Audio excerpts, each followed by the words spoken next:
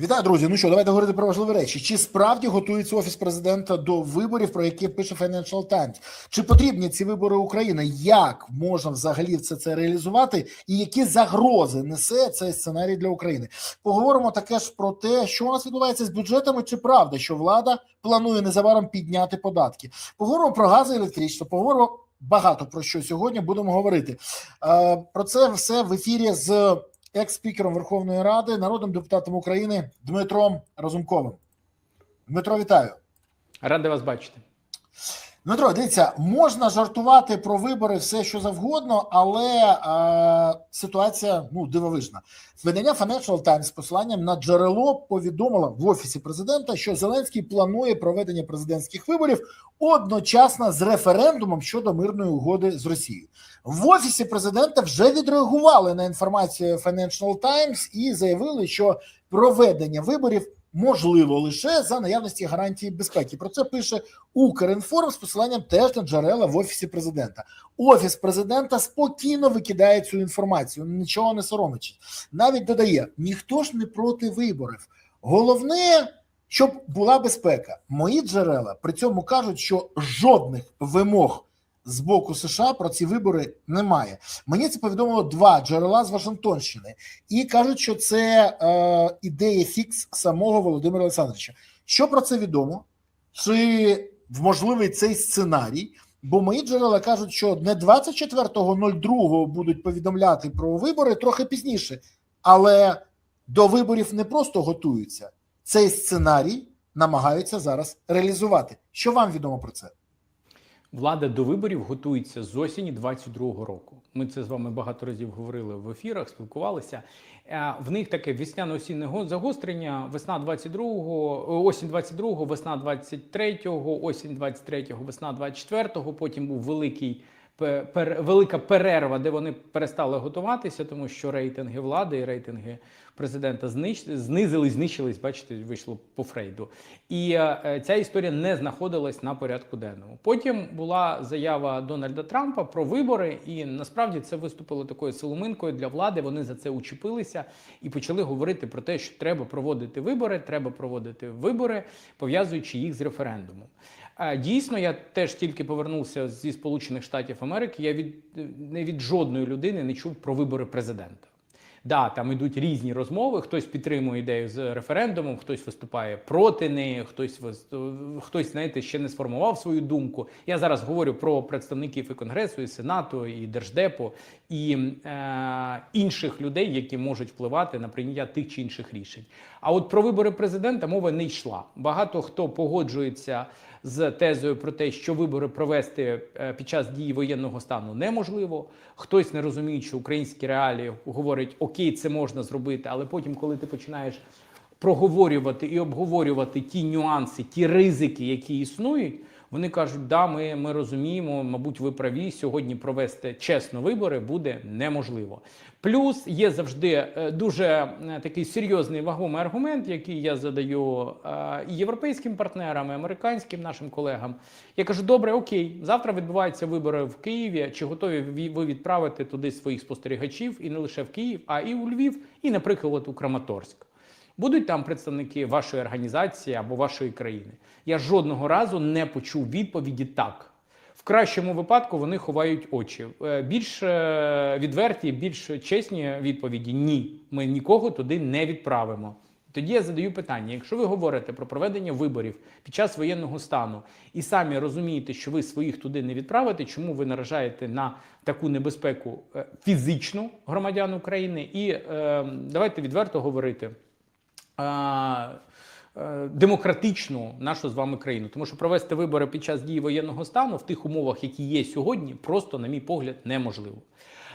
Дійсно, ходять різні розмови. Я також чую розмови в парламенті про те, що вибори мають бути там до кінця травня. Хтось говорить, що червень – це крайній строк. Хтось говорить про вибори в 90 або 60 днів. Наскільки мені відомо, влада орієнтується на 60 діб. Тоді, якщо те, про що писалося з 15-го, вибори провести 15 травня, тоді вони мають бути оголошені 15 березня. Але вибори оголошує Верховна Рада України. Станом на сьогодні немає ще навіть закону про зміни до законодавства про вибори. Він точно буде проходити 2 читання. Якщо ми говоримо про 2 читання, то це в нас дуже мало часу залишилось. На цьому тижні вже такого закону немає. Після того, як одну секунду, якщо просто щоб наші телеглядачі розуміли. Я якраз про це я хотів запитати. Коли вноситься закон до Верховної Ради, навіть якщо ви скорочуєте терміни, то це тиждень. Тобто ми беремо сьогодні, у нас яке з вами 12, да? 11. Тиждень – це 18, тобто на наступному можна буде проголосувати лише перше читання, потім ще 2 тижні правки і пропозиції, потім розгляд в Верховній Раді, потім підписання, потім вступає в силу. Часу об'єктивно вже не залишилось. І тому, коли говорять про те, що там щось пообіцяв Арахамія, я не думаю, він за цей проміжок часу він вже теж знає регламент. Тому я думаю, що це неправда, не обіцяв Арахамія 2 тижні.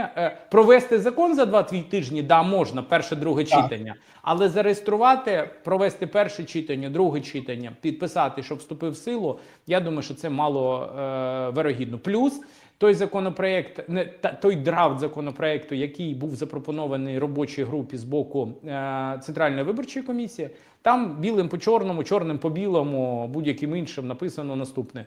Вибори можна буде провести через півроку після завершення війни. Чи будуть на це звертати увагу, чи ні? Ви ж знаєте, це вже питання риторичне.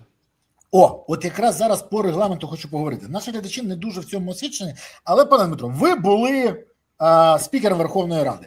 Тож на регламенті ви повинні знатися. 3 питання. Питання номер 1. Ви теж чули про цю історію. Арахамія клянеться, мені це сказали декілька джерел, при тому найцікавіше, не тільки зі «Слуг народу» і не тільки з Офісу Президента, що він протягне цей закон дійсно за 2 тижні. При тому не може навіть, що буде за основу та в цілому. Я маю сумніви, але ще раз кажу, люди, які кажуть, говорять, що він взяв на себе зобов'язання. Голоси дадуть «Слуга народу», голоси дадуть колишні члени ОПЗЖ, вони кажуть, готові голосувати за все, що буде розповідати про мир, тому що їм треба це на вибори. А ще кажуть, що ті, хто на гачку сьогодні, і не можуть відмовитись. Тому, от якби він на себе бере ці зобов'язання. Клянуться, що і це буде протягнуто таким зусиллями Арахамії Мотовиловця. Подивимось, не знаю. Ще раз кажу, це тільки кажуть. Але тут цікава історія. Без порушення регламенту протягнути такий закон швидко неможливо. Тому, чи погодиться Стефанчук на це, а те, що це швидко підпише Зеленський, я навіть сумніву не маю. Чому? Тому що ми ж бачили вже, як він миттєво підписав закон, яким намагалися позбавити незалежності НАБУ і САП. Для нього швидко те, що йому цікаво, підписувати не вперше. Але є ще один момент. Коли ви кажете про драфт, який робив ЦВК, ви ж знаєте, це другий вже драфт. Перший був трохи відрізнявся. А зараз цей драфт працюють, але говорять, що буде інший закон. Той, який писав ще Андрій Портнов, і який лежить сьогодні в Офісі Президента. Наскільки все це вирогідно, це перше. І друге, наскільки готовий Стефанчук поставити свій підпис під подібним порушенням процедури? Чи можливо порушення процедури у такому питанні? Давайте розбиратися. Перше, чи можна провести закон за 2 тижні? Так, можна. Тому що між першим читанням і другим читанням якраз 2 тижні. І якщо ми говоримо про те, що сьогодні проголосували закон за основу, через 10 днів провели друге засідання, проголосували друге читання, і після цього є 2 дні на підписання у Стефанчука, Стефанчук підписує, відправляє Зеленському, от ми з вами вийшли на 14 днів.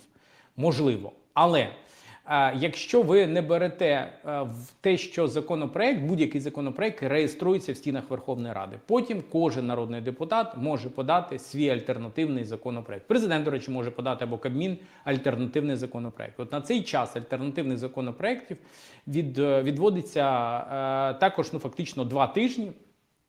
І це призводить до того, що якщо ми беремо з урахуванням підготовки, внесення, розгляду і прийняття рішення в першому і в другому читанні, ні, це неможливо. Якщо ми говоримо виключно про розгляд, так, це можливо. За основу в цілому дійсно є така процедура. Я не думаю, що те, що стосується закону про вибори, може бути проголосовано в такому форматі.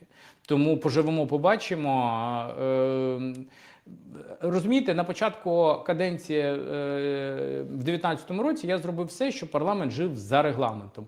І, на жаль, чи на щастя, на жаль, для моїх колег, на щастя, я думаю, що для українського суспільства, я прибрав, до речі, кнопкодавство реально, тому що я запустив сенсорну кнопку в стінах парламенту, і це не дозволяє сьогодні голосувати за себе і ще за того друга, хлопця, і ще 28 людей, поки ти не пробіг і не натиснув зелененьку.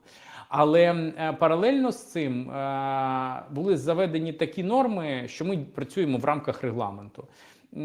Буквально один раз Стефанчук пішов на порушення, коли проголосував за основу в цілому, і потім ще мали вони після цього проблеми. Тому ні, я думаю, що він не буде йти на такий формат. Або це має бути прям дуже жорстка команда з офісу для того, щоб це було проголосовано за основу в цілому. Там інша проблема. Питання ж не лише про закон про вибори. Ключова проблема – це закон про референдум. Його немає. Він ще не написаний, тому що треба вносити зміни так само до закону. Що говорить влада там партнерам? Що давайте разом проведемо парламентські вибори, президентські вибори і референдум для того, щоб була більша явка. Але це, на мій погляд, маніпуляція для того, щоб залишити за собою можливість переобратися для Зеленського і для того, щоб та вертикаль влади, яка існує сьогодні, вона залишилась. Подивимось на позицію і партнерів в тому числі. З плюсів немає сьогодні на порядку денному немає електронних виборів, немає голосування, поки що немає голосування по пошті, тому що і один, і другий варіант – це порушення Конституції, тому що в Конституції написано чітко, це таємне голосування. Якщо ви голосуєте через Дію або голосуєте через пошту, то це вже не таємне голосування, і тоді чітко буде зрозуміло, за кого проголосував Разумков, Береза або хтось інший. Тому це питання відкрите. Можемо ще поговорити про референдум. З референдумом... Ні, почекайте, я хочу повернутися до цього. Я поясню нашим глядачам. По-перше, Володимир Олександрович дуже наполегливо просив, щоб Сполучені Штати та Європа визнали електронне голосування.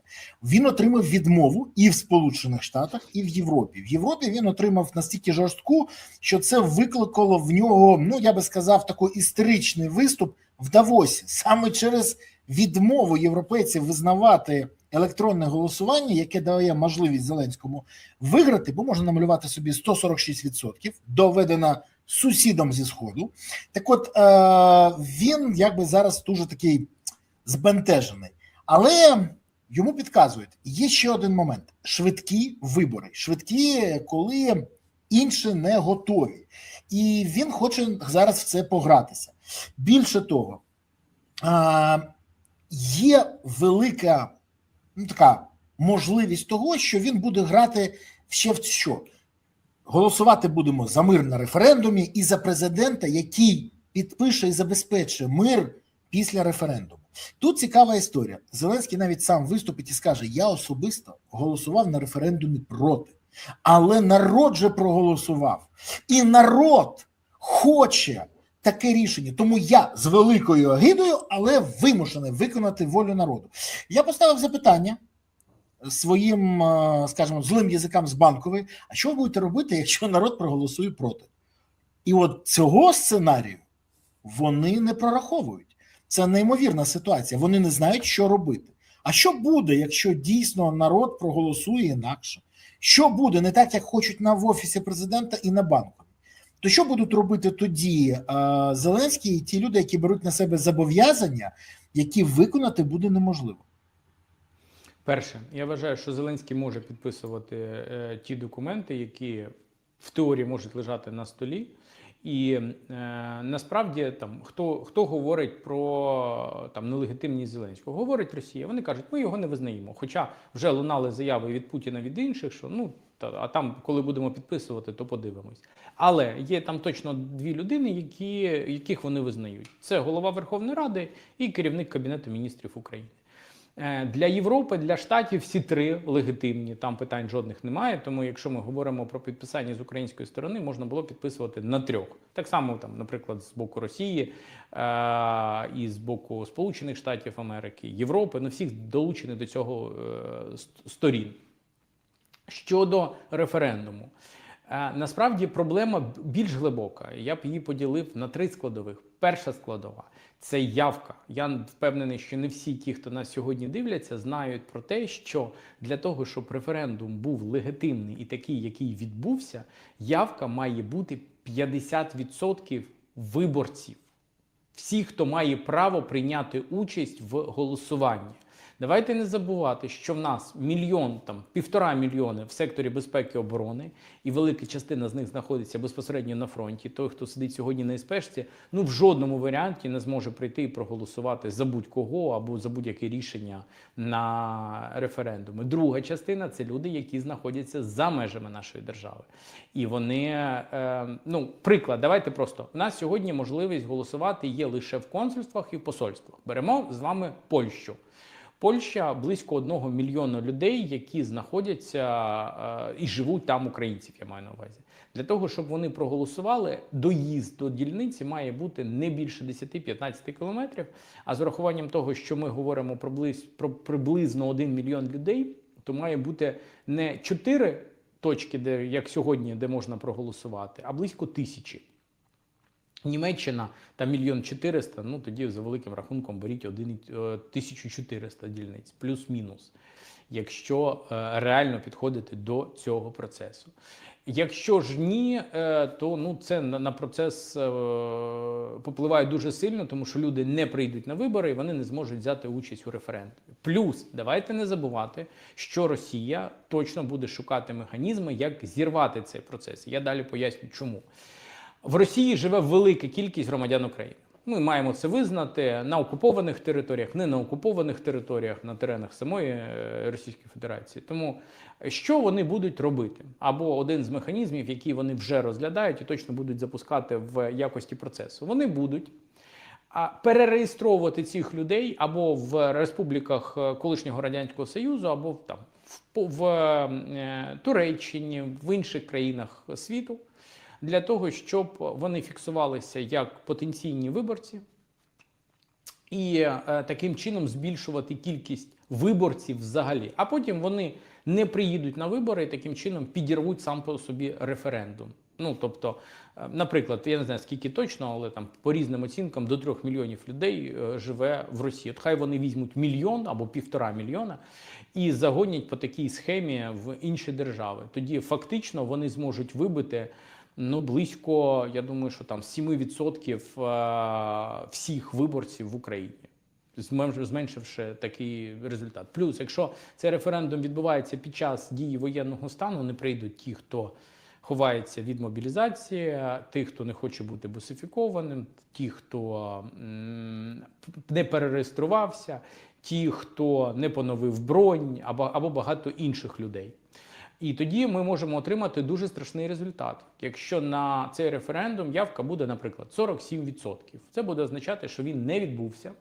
І тоді частина країн Європи, які відверто виступають за підтримку Росії. Частина країн Європи, які займають таку, знаєте, дуже-дуже збалансовану позицію по відношенню до війни України з Росією, і нашим, і вашим, як кажуть. Але і давайте будемо відверті, і в Штатах буде вистачати лідерів громадської думки, які скажуть наступне.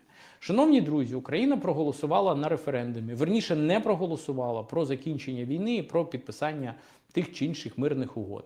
Тоді це виходить, що Україна хоче продовжити війну. Якщо вона хоче продовжити, хай далі вона займається своїми питаннями і хай далі вона воює. А для нас це буде смертєподібна ситуація.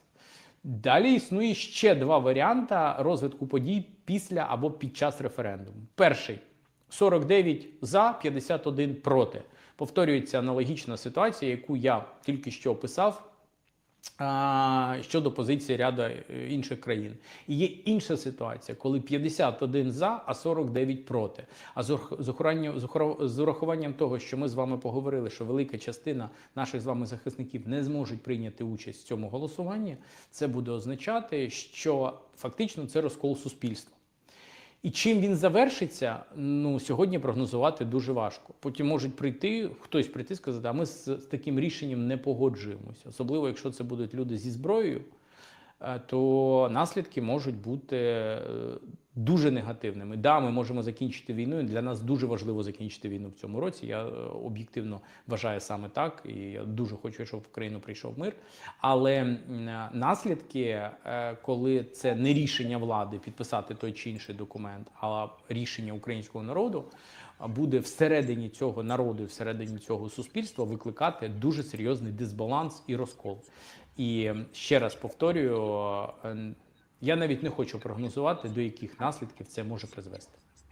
Я погоджуюсь з цьому. Я взагалі вважаю, що от такі швидкі вибори в такому форматі потрібні тільки одній людині для того, щоб переобратися, зафіксувати себе у владі. Але чи потрібна ця людина Україні? В мене відверта відповідь – ні. Це моя відповідь, це я так вважаю. Я вважаю, що поки в нас військовий стан, він залишається президентом, потім припинення вогню тільки після того, коли ми гарантуємо, що ми можемо довести вибори до фіналу, ми їх проводимо і отримуємо результат. Все інше, давайте відверто казати, це намагання переобратися в ім'я одної людини. Де тут інтереси України, я не дуже зрозумів. І останнє. Ми всі знаємо, що у Зеленського немає нічого вже вирішеного. Якщо він побачить, що його план провалився, то все переграє і скаже, що все не так, як всі це бачать. Так само ж, до речі, було ж з атакою на САП і НАБУ у липні минулого року, коли він переконував, що це не позбавлення незалежності цих інституцій, а боротьба з російським впливом на них, і це не він хоче, а парламент. І саме тому він підтримує таку ініціативу. Також сценарій цей може бути заморожений, переіграний, ми це розуміємо. Але ж йдуть паралельні процеси, а саме переговори. І зараз з'являється нова інформація про переговори, яка відверто мене дивує. В Україні почали активно обговорювати різні формати перемовин. Серед нестандартних варіантів прискорення переговорів обговорюється можливість особистого приїзду української делегації до Москви для прямих переговорів з Путіним. Про це, наприклад, пише зараз видання «Фокус». Пишуть, що цей процес переговорів фактично зайшов в глухий кут через те, що з боку росіян нема тих, хто міг би приймати рішення. І вони кажуть, хочете вирішити швидко і швидко, давайте приїжджайте до нас у Москву. Що пропонується? Пропонується, що Вітков і Кушнір можуть виступити як гарантами безпеки. Їхній літак прилітає до Варшави, забирає українську делегацію, далі летить до Москви в аеропорт Внуково, де прямо в аеропорту сторони проводять прямі переговори з Путіним. Окремо зазначається, до речі, що під питанням залишається участь Кирила Буданова, якого РФ у 2023 році заочно заарештувала. От мені цікаво, це розглядається дійсно владою як реалізацію одного зі сценаріїв, чи зараз намагаються інформаційний простором наповнити, щоб чимось перебити цю історію з виборами? Що скажете з цього приводу? Дивіться, це може розглядатися і владою, мабуть, як сценарієм, але я вважаю, що сценарій поганий і нереалістичний, і смерті подібний для тих, хто на це погодиться. А немає інформації, хто планує прийняти участь в цьому процесі? От тут мені цікаво. Я, до речі, впевнений, що якщо делегацію очолить Андрій Борисович Єрмак разом з Рустемом Умєровим, то тут вони повернуться. Тут я не маю сумніву, бо такі люди на посадах в Україні на користь Росії. Це перше. Друге, я впевнений, що навіть може комусь передадуть нагороди через них, щоб нагородити в Україні. Табельною зброєю, так? Може табельною зброєю, а може героям Росії. У нас вистачає. У нас Балівський герой Росії, Деркач герой Росії. У нас вистачає таких героїв, які раніше вважалися громадянами України і, до речі, активно співпрацювали з цією владою. Питання ж в іншому. Є відомий приклад. Коли радянські офіцери дали слово офіцера і слово честі, що угорці, які тоді було повстання, угорське повстання, в 50-ті роки отримують безпеку і будуть захищені. Вони прийшли, що далі стало? Їх заарештували, привезли до Москви, катували і стратили. Ну, я вважаю, що здоровий глузд повинен підказати не літати до Москви. Давайте тоді розбиратися. Якщо ми говоримо Давайте. про Буданова, бо Буданов точно має величезну кількість фізичних ворогів, не політичних, які докладуть всі зусилля для того, щоб він звідти не повернувся. Але давайте навіть не брати з точки зору безпеки. Ну, наприклад, вони прилетять з американцями, американці зможуть гарантувати їм повернення, наприклад. Але я думаю, що, ну, хто ще? Я не знаю, там про Єрмака і Умерова, можливо, дійсно вони повернуться і з нагородою, не з нагородою, грамоти, будь-що. Або, можливо, ж Єрмак буде десь на фронті, тому що він же доєднався до лав Збройних сил України, як розповідав. А от щодо самого Буданова або, наприклад, того ж самого Арахамії, як одного з переговорників, я думаю, що вони не поїдуть. І вважаю, що для них це було б катастрофою і фізичною, і політичною не в Росії, тут. Ну, по-перше, Буданов має хороший рівень довіри, рейтингу і тому подібне. Я не впевнений, що це найкраще місце, де він зараз працює, а от коли він був керівником ГУРу, точно він був на своєму місці, і в нього все виходило. І об'єктивно він там показав себе без применшення позитивно. Але поїхавши туди, це буде для дуже багатьох в Україні означати зраду, і цим якраз користуються його опоненти для того, щоб, якщо не сьогодні, то завтра, якщо не завтра, то через тиждень, або через місяць, або через рік, його за це наздогнати і сказати, що саме так, в такий спосіб, їдучи в країну ворога, вони там здавали якісь стратегічні інтереси. Тому я думаю, що він цього не зробить. Щодо Арахамії, так само думаю, що я розумію, що я не можу відповідати за людей, але я думаю, що він теж не поїде.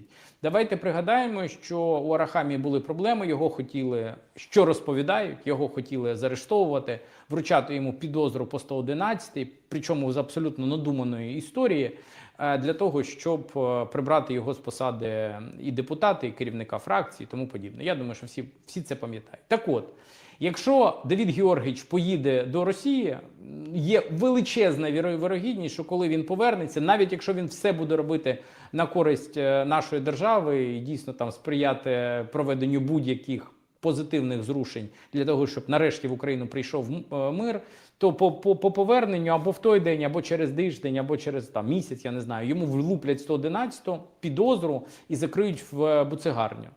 Це як в воду можна не дивитись. І потім всі інші представники влади будуть казати, да, вони зрадники, вони поїхали, там, ми то й не знали. Буде так само, як було з НАБУ і САП. Ви просто пригадали, коли, ну, треба знову віддати належне, це не була історія Давіда, коли він зносив НАБУ і САП, а потім на нього полетіли, в першу чергу, на нього полетіли всі шишки. Тому це ми бачимо, це ми розуміємо.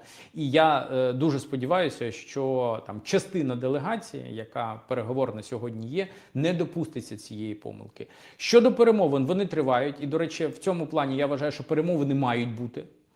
Це абсолютно дурня, коли розповідали, ми ніколи не сядемо за стіл з русскими в перемовинах. Так не буває. Кожна війна завершується перемовинами і підписаннями того чи іншого документу. Або закінчення війни, або довгострокове перемир'я. Причому я не вірю в довгострокові перемир'я. Єдиний приклад, який я знаю з історії, це перемир'я, яке існує між Південною і Північною Кореями. Вже багато-багато десятиліть навіть.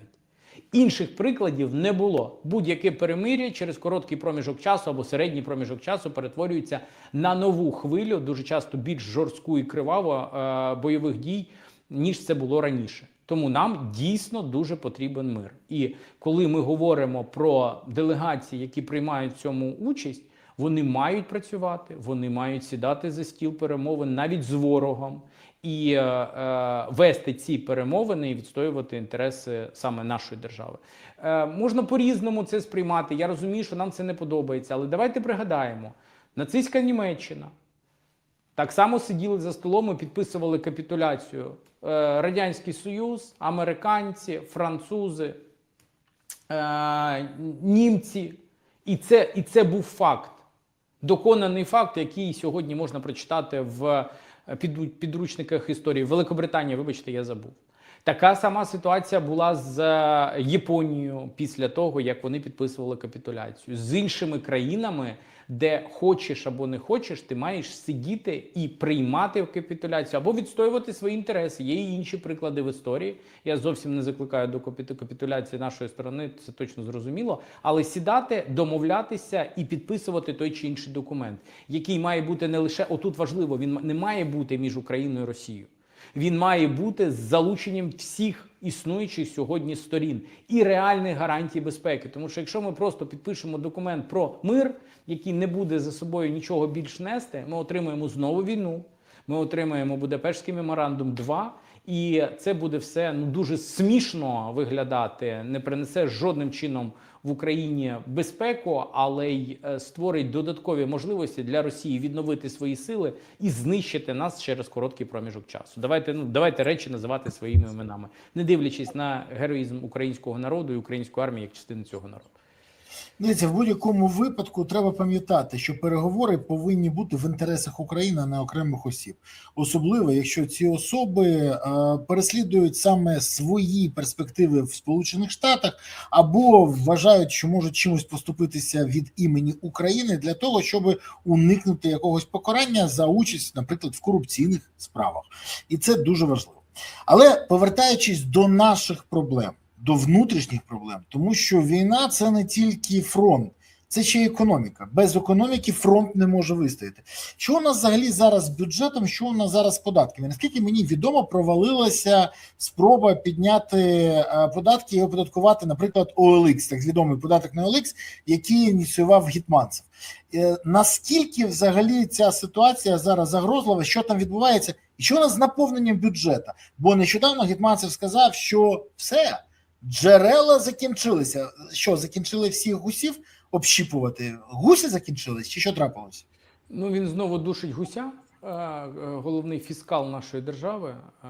Але я хотів би нагадати, що ще в листопаді місяці ми з вами спілкувалися в ваших ефірах. Я говорив, що це не бюджет, який приймається на наступний рік. Це Филькіна грамота, яка, так як і в минулому і позаминулому році, якщо позаминулому ми розуміли, що дірка буде близько 650, вона була 600 мільярдів гривень. В минулому році ми прогнозували 800, вона була 830. В цьому році, якщо не поміняється ситуація, це буде до трильйона. І це не дефіцит бюджету. Дивіться, тих, хто нас дивиться, як формується бюджет. Є гроші, які ми не збирали, і прописується дефіцит того, чого нам не вистачає. І оцей дефіцит складає близько 40%. А це ще додатково так званий прихований дефіцит, якого ніхто не бачив, але по факту він є. Тобто тоді реальний дефіцит буде понад 50% всього бюджету. І коли ми на початку лютого, а фактично в кінці січня починаємо, не ми з вами, а оці недофінансові бухгалтери, їх важко якось так в ефірі підбирати слова, починають розповідати, що Маня, все пропало, грошей нема. Так ми ж вам казали, що ви прийняли абсолютно сміття і абсолютні папірці, які нічого за собою не тягнуть. Коли він приймався, я казав, не голосуйте за цей бюджет, ви закладаєте мінімум 8 мільярдів доларів від МВФ, які ви не зможете виконати. В чому суть? Вони хочуть підняти, ввести податок на OLX, вони хочуть ввести податки на посилки. Ви пам'ятаєте цю історію, що сьогодні є можливість возити до 150 євро без митних платежів, і люди купують за кордоном не тому, що їм там дуже хочеться, тому що там суттєво дешевше, це раз. Два, якщо б мова стояла виключно в платежах, то можна було б домовитись з тими майданчиками, де люди купують, щоб вони це включали вже в вартість. І тоді українець, коли купував би, цього б не відчував для себе. І владі це не потрібно. Влада приймає рішення не лише для того, щоб отримати з OLX додатково, з посилок додаткові кошти, але й для того, щоб фактично створити вузьке горлишко, щоб лише компанії могли сюди привозити товари. І таким чином це буде не лише надходження, в лапках, додаткові до державного бюджету, але це будуть суттєві надходження до тих, хто сьогодні займається митницею і контролює митницю. На цьому будуть заробляти ще шалені кошти. Але бізнес, який буде вести, він не лише збільшить вартість цих товарів і послуг на всі митні платежі, він ще на нас з вами перекладе той корупційний тягар, який закладений в цьому процесі. Щодо Еліксу, сьогодні люди важко живуть, ви бачите, як це відбувається в Україні. Ні світла, ні тепла, ні багато чого, до чого ми з вами нормально звикли, і грошей стало набагато менше. І люди вимушені продавати якісь речі через той самий Елікс. Я називаю це податок на старі шкарпетки. І влада придумала, що каже, давайте ми тут ще познімаємо з людей трошки коштів. А трошки це 14 мільярдів гривень. Для розуміння, ці кошти збирають з людей для того, щоб забезпечити фінансування Кабміну. Кабміну. І все. І буде це аж додатково 13,5 мільярдів в Кабмін і півмільярда всього в бюджет. От що сьогодні відбувається. Ще важливі аспекти. Хочуть зробити постійним 5% військового збору не лише до кінця війни, але й пожиттєво. Чому? Ну тому що ці кошти можна буде потім витрачати нібито на армію, робити ці видатки таємними і паралельно це розпилювати на свої потреби. Ну і ключове питання – це те, що вирішили знищити взагалі ФОПів. Вони хочуть ввести додатковий податок, це податок на додану вартість для всіх ФОПів, в кого обіг за рік буде складати понад 1 мільйон гривень. 1 мільйон гривень на сьогоднішні умови – це взагалі смішно. Пане Дмитро, дивіться, я особисто поспілкувався зі своїми контактами в Всесвітньому банку і в МВФ, і вони кажуть, що уряд перекрутив їх вимогу. Відверто. Я кажу, а чому? Ми не знаємо. Вимагалось головне – прибрати оптимізацію з великих мереж. Це єдине, що хотіли від МВФ. Вони взагалі не хочуть чіпати дрібний бізнес. Вони кажуть, ми розуміємо, що це самозайняті. Вони знімають навантаження з держави. Але те, що роблять ваші, ми не можемо пояснити це здоровим глуздом. Вони кажуть, є механізми, ми пропонували, як вирішити ці питання. І не тільки через штрафи законодавчо. Приберіть оптимізаторів, приберіть мінімальщиків, так званих, тому що коли на касі, наприклад, в епіцентрі сидять ФОПи, всі розуміють, що відбувається. Приберіть це, залиште ФОПів осторонь. Але ні, ви бачите, що відбувається. Всіх під одну гребінку. Чому? Навіщо? Ну, тому що так легко. Дивіться, замість того, щоб побороти дійсно оптимізацію, вона існує, це теж правда. І як з нею боротися, і податкова відверто в закритих розмовах про це говорить. Ми знаємо, як це прибрати. Хочете, ми це зробимо там за декілька місяців. А вони ж не хочуть. Вони ж хочуть, щоб це залишилось, просто з'явилася ще можливість з цього заробляти. Але питання в чому? Я не знаю, думаю, що не всі це так само знають. Вимоги пишуться МВФ не самостійно. Це не вони сідають і щось собі вигадують. Це тут. Ці вимоги малюються, відправляються в Україні, відправляються в МВФ, а потім повертаються з МВФ як прайорекшени, як вимоги до України. Тобто це написали наші. Хотілося подивитися в очі. Вимоги, вибачте, узгоджені з Україною. Це ж важливо сказати. Які це прийняли і це запропонували. Тому що введення податку додатково 20% на ФОПів – це ж питання не лише для тих, хто займається оптимізацією, це для всіх буде. І це призведе до наступного. Ну, по-перше, для когось це буде вже нерентабельно, простіше буде закрити і піти займатися чим завгодно. А для жінок взагалі взяти дітей, де поїхати за кордон. Друге. Або йти в тінь. Або йти в тінь, взагалі в тінь. Або йти в тінь, я також скажу. Або, якщо, а для частини це буде дуже важко, тому що це додаткове навантаження адміністративне. Далеко не всі зможуть з ним впоратись. Це або треба брати ще додатково бухгалтера, або аналітика, тощо. І це призведе до того, що будуть помилки, будуть штрафи, і знову це призводить до закриття ФОПів. Вже була історія, коли Гетманцев піднімав податки для бізнесу. Що вони зробили? Вони підняли податки в 24-му році, плакали, розповідали, що дірка 600 мільярдів, ми зараз податки піднімемо, буде плюс 60 мільярдів в бюджет. Я кажу, дивіться, а що вам вирішує 60 мільярдів? У вас дірка 600. Я розумію, якщо ви перекрили 90%, ну окей. Ви ж перекриваєте лише 10. Що ви з іншими 90 будете робити? Ми підемо брати кредити. Я кажу, ну якщо ви вже йдете все рівно брати кредити, візьміть на всю суму ці кредити, якщо іншого варіанту немає. Ну, по-перше, він є, закрити корупційні схеми, приберіть бусифікацію, тому що сьогодні, ну, на жаль, в ТЦК заробляють від 2 до 3 вже мільярдів євро за різними оцінками. І багато інших прикладів, які, ну, не дозволять вірніше, дозволять не піднімати податки. Він каже, ні, нас це влаштовує, буде 60 мільярдів плюс. По факту вони отримали живими грошами близько 10 мільярдів. А якщо ми з вами порахуємо, скільки пішло в тінь, скільки перестало платити податків, скільки закрилося ФОПів і тому подібне, це призведе до того, що це буде не плюс 10 мільярдів, а буде від'ємна цифра.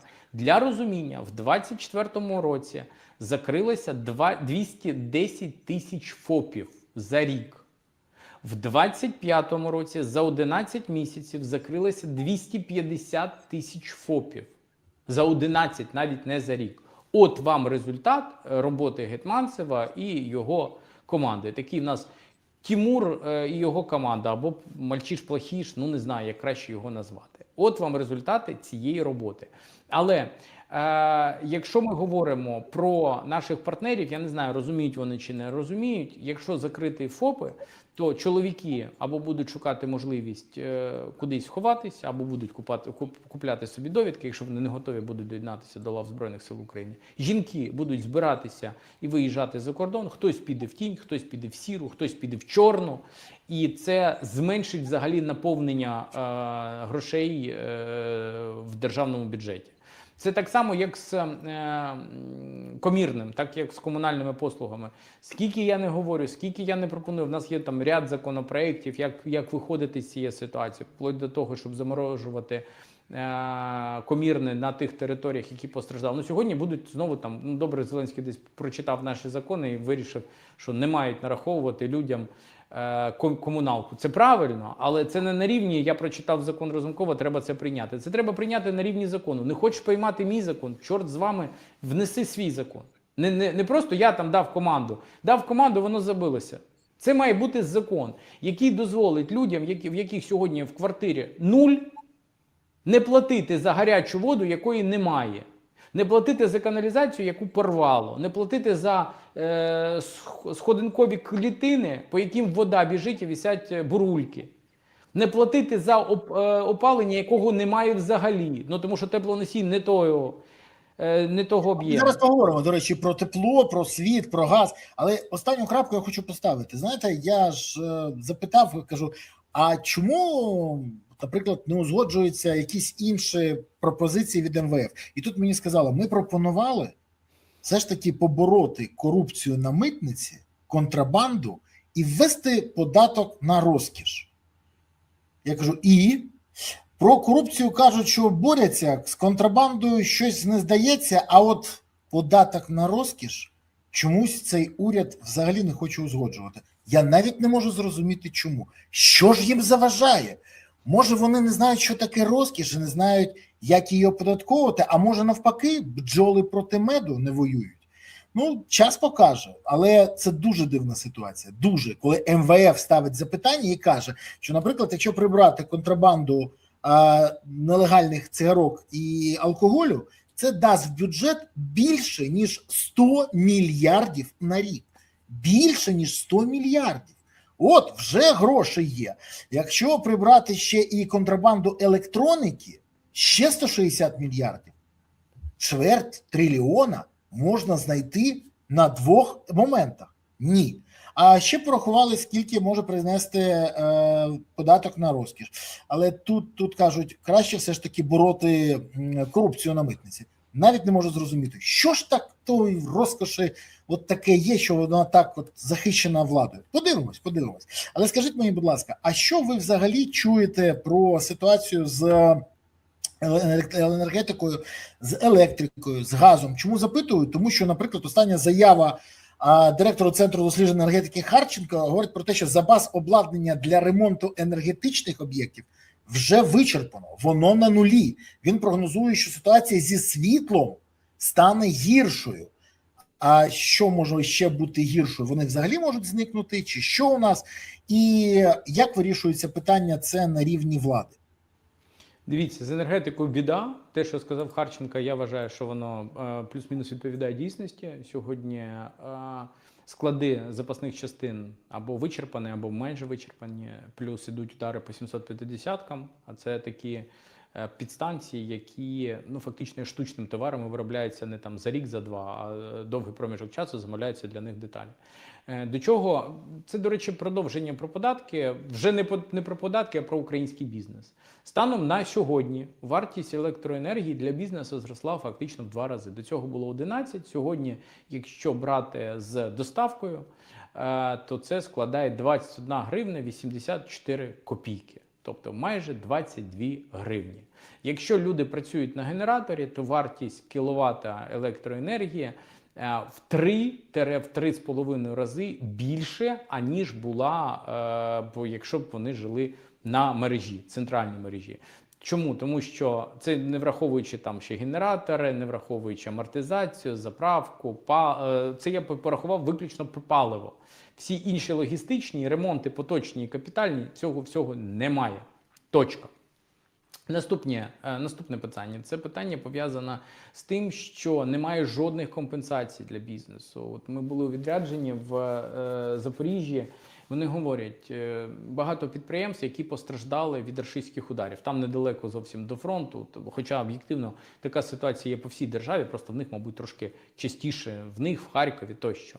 Так от, питання в наступному. Вони кажуть, ми не просимо у держави, щоб вони нам дали гроші на відновлення. Ми розуміємо, там грошей немає.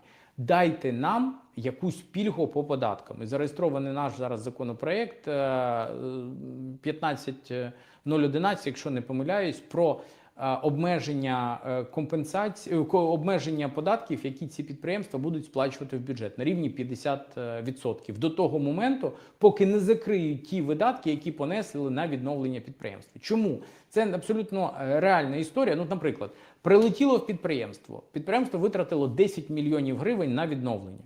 Якщо вони не витратять ці 10 мільйонів гривень, підприємство зупиниться і здохне. Людей виженуть, підприємство не буде платити податки, не буде робочих місць, не буде податку з доходів фізичних осіб, люди залишаться на призволящі, тому що не буде за що виживати. Прийдуть до держави, скажуть, давайте нам кошти. Якщо їм дати можливість сплачувати трохи менше податків, то вони будуть фактично закривати ці 10 мільйонів.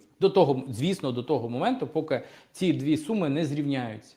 І тоді ми фактично створюємо можливості для них відновитись, а з іншого боку стимулюємо їх показувати максимальний прибуток. Тому що чим більше прибуток, тим більше податків, і тим більше з половини цих податків можна буде забрати на свої потреби, на відновлення свого підприємства. Не хочуть голосувати цей законопроект. Якщо ми говоримо про електроенергію, про вартість цієї електроенергії, якщо дійде далі ситуація, що це буде зростати, для людей поки що, для населення поки що тримають, хоча це ненадовго, далі будуть знову піднімати тарифи і на електроенергію. Хоча за період війни вже підняли в 3 рази. Була гривня 68 на початку війни, сьогодні 4,32. Тобто фактично в 3 рази піднята, в 2,5, окей. Піднята вартість електроенергії. І це не межа. Я категорично проти виступаю за підняття тарифів. І не тому, що це там неправильно, тому що це не відповідає тому, що обіцяла влада на початку повномасштабки мораторій на тарифи для населення. А це проста економічна прагматика. Якщо у вас була платіжка, там 3 тисячі гривень, ви її якось тієї родини платили важко, тяжко, але ви платили. А зараз вам прийде платіжка в 6 тисяч гривень. У вас виникає, а 6 тисяч ви не можете платити. То ви не будете платити ні 3, ні 6, тому що ніхто половину платіжки не платить. І тобто замість 3 тисяч, які ви платили раніше, ви заплатите 0. 0 і все. І це буде величезний удар по бюджету, величезні негативні наслідки для бюджету нашої держави, для роботи комунальних підприємств, для надання комунальних послуг. Тобто ця ситуація ще гірша, аніж є сьогодні. Тут має включатися держава і компенсувати тим підприємствам, які сьогодні надають ці послуги, для того, щоб вони також не зупинились. А потім, після війни, зводити дебіт з кредитом і визначатись, що робити з цим щастям далі. Тому що якщо ні, люди все рівно перестануть платити, грошей у цих підприємствах не будуть, вони зупинять зупиниться, і це замкнене коло призведе до глобального колапсу. Ще велика проблема, я про це казав в стінах Верховної Ради, це газ. Я не знаю, знають ті, хто нас сьогодні дивиться, чи не знають, але не дивлячись на всю ту важкість, яка є сьогодні в країні, обмеження по газу, ми продовжуємо його експортувати, тобто продавати за кордон. В Польщу за минулий місяць продано, якщо не помиляюсь, 13,3 мільйона кубів, а в Угорщину 1,5 мільйона кубів газу. В мене задається питання, а як так? Ну, тобто, коли ми з вами перераховуємо ці ресурси, то треба ще займатися іноді математикою. Як продає Україна? Україна продає ціну мінус доставка, і тоді це виходить приблизно 355 євро за 1000 метрів кубічних. Окей, скажете ви. А купує Україна за ціну плюс доставка, тобто 450 євро. І фактично ми дотуємо європейські країни на 95 євро. От такий дуже дивний бізнес в державі, в якій не вистачає енергоресурсів, в державі, в якій кожна копійка має бути на обрахунку, в державі, в якій можливий дефіцит газу, тому що ворог б'є по об'єктам критичної інфраструктури, намагається знищити нашу систему і газозабезпечення, і газотранспортування, і свердловини тощо. А ми настільки круті, настільки багаті, що можемо дозволяти собі продавати це за кордон. От вам результат того, що ми сьогодні з вами бачимо. Я вам хочу сказати, в мене таке відчуття, що ви сьогодні прийшли просто всім, не знаю, розповісти, наскільки все погано і про перспективи. Вибачте, я не в коричневому костюмі. Ну, це єдине, що, ну, да.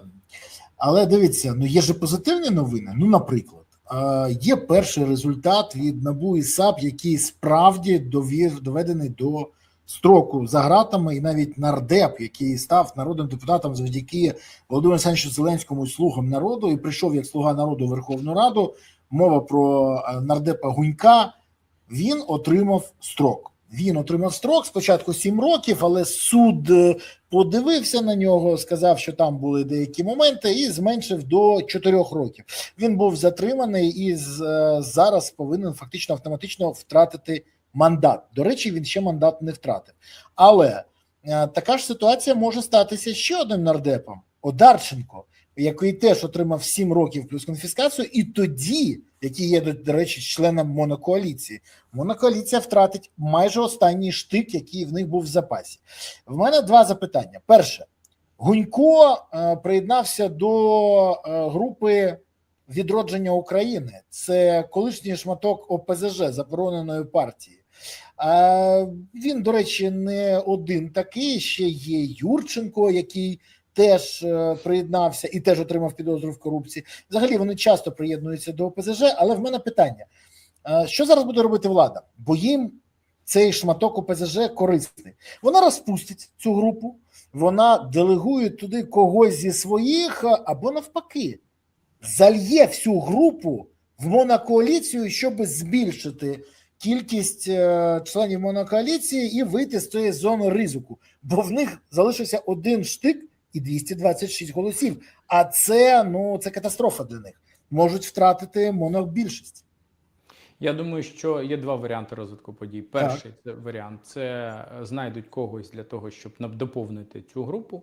Другий варіант – розпустять групу, але фактично залишать контроль за людьми, які в цій групі знаходились. Тому що, ну, без образ, але станом на сьогодні ті, хто входять в групи, які є правоприємниками фактично ОПЗЖ, вони дуже сильно в унісон голосують з владою.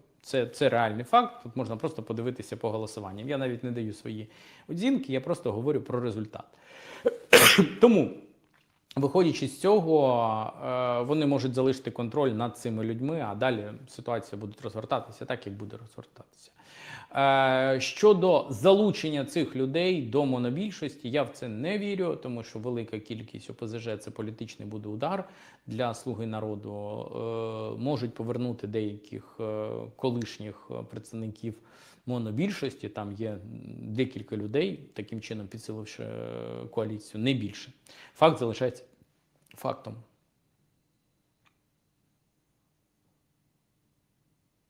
Я це зрозумів. Одне єдине уточнююче запитання. А там взагалі як настрій у депутатів, які теж в них строки підходять, в них там розслідування підходять до кінця, і от суди будуть. Як настрої серед «Слуг народу»? Вони налаштовані позитивно чи дивляться кудись туди, куди поїхав Одарченко? Я не думаю, що хтось куди дивиться. Тут буде простіше запросити «Слуг народу», вони самі зможуть за себе відповідати. Не ходять. Не ходять, Дмитро. Я ж не є частиною монобільшості, на щастя, не є частиною фракції «Слуга народу», тому, на жаль, нічим в даному випадку поділитися не зможу в їх настроях. Їм видніше. Важко мені сказати, хто як на що дивиться. До речі, останнє запитання, яке я хочу питати сьогодні. Дивіться, я бачив, що Володимир Олександрович Зеленський підписав указ про те, що чоловіки віком від 60 років відтепер можуть проходити військову службу за контрактом.